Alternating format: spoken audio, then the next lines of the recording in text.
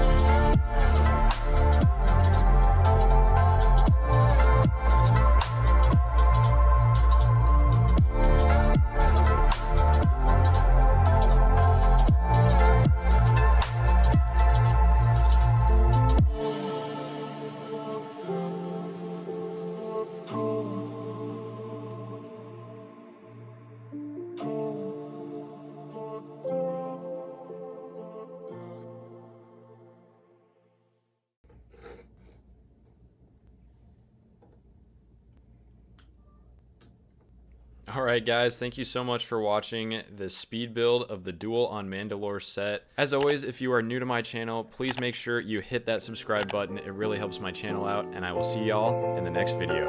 Peace out.